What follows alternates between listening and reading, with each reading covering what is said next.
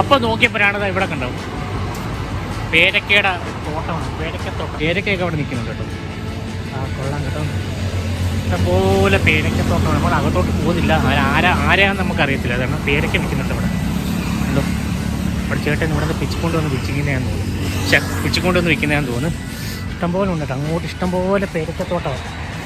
Okay, നമുക്ക് എന്തായാലും അകത്ത് പോയി വീഡിയോ എടുക്കാൻ പറ്റുമോ നോക്കാം. അല്ലെങ്കിൽ വീഡിയോ എടുക്കാം, അല്ലെങ്കിൽ വേണ്ട, നമുക്ക് ഇവിടെ നിന്ന് പോകാം കേട്ടോ. പേരക്ക ഇവിടെ നിന്ന് വിൽക്കുന്നത്. ആപ്പിള് 20 രൂപ. ആപ്പിൾ 20 രൂപ. പേരക്ക